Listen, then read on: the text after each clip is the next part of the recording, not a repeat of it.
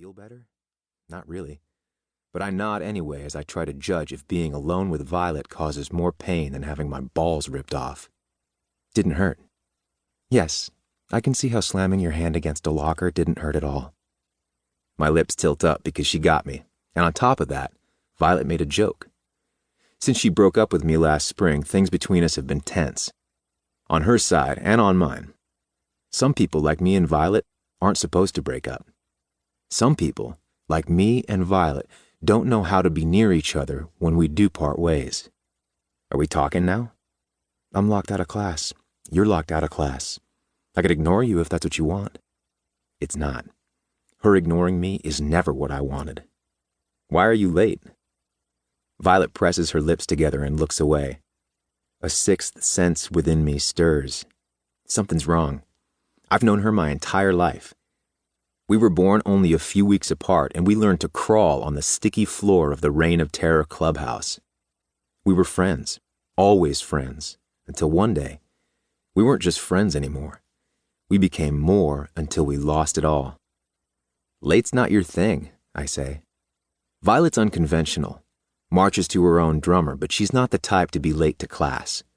It's a respect thing for her, something her dad taught her, and Violet may never listen to another living soul, but she listened to her father. What's going on? She's silent, and frustration rumbles through me. Violet used to tell me everything. Used to see me as someone who could help her solve her problems. She doesn't see me like that anymore, and it pisses me off. I'm angry at her for making us this way. Angry at myself for not figuring out how to fix us. You being late wouldn't have anything to do with Stone, would it? Stone's her brother, and the question's a shot in the dark, but I don't want to miss the chance to keep conversation with her going. Why are you late? She replies as a non-answer, and my head snaps up. Guess sometimes blind shots do hit their mark. Violet was late because of Stone. What happened? I push. I'm not talking about it. She cuts me off. I told you how to help me and my brother 6 months ago, and you told me no.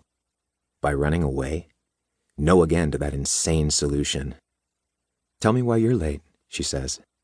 If you don't, then you need to stop talking, because the last thing either of us needs right now, beyond missing a quiz or possibly being marked as absent, is detention for getting into a shouting match.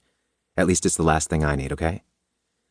I back up to the lockers across from her and lightly hit my head against the metal. Yeah, I don't want to talk about why I'm late either. I shove a hand in my pocket and try to think of a change in subject. Telling Violet I'm late because my football coach tore into me for hitting a guy who was causing problems for the Terror, a guy who had been causing problems for her, won't help me and Violet stay civil. She's mad at the club, which makes her mad at me.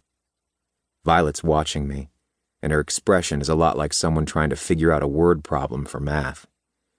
Unfortunately, she knows me as well as I know her. Being late is going to cost you, isn't it?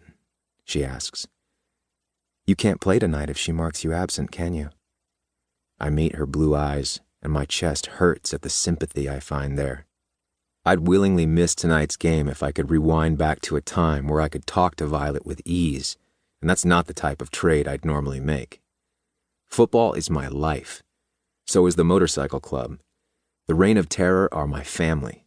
The blood kind and the bonds of brotherhood kind. I don't know who I am without the Terror, but to be honest, I don't know who I am without football either. Lately I've been torn between the two. Just like that poem, and everyone in my life has chosen a side. Violet used to be the person I could talk to, but then she walked. 6 months ago, Violet asked me to run away with her. She was driven by grief, driven by something she wouldn't tell me about.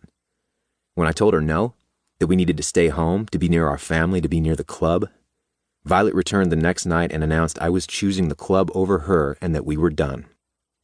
Being a running back, I've taken more than my fair share of hits over the years. But I've never been as blindsided as I was that night. Never experienced the type of pain her leaving me created. The door to the classroom opens and a sense of relief washes over me. I'll have to bust my ass to bring up my grade thanks to that 0 on the quiz, but at least I'll be able to play tonight. Miss Whitlock steps out and sizes me up. Then Violet. I'm only letting you in if you have a note. Otherwise, you can head to the office and hope they give you one. Screw me. There's no way I'll make it to the office, get a note, and return.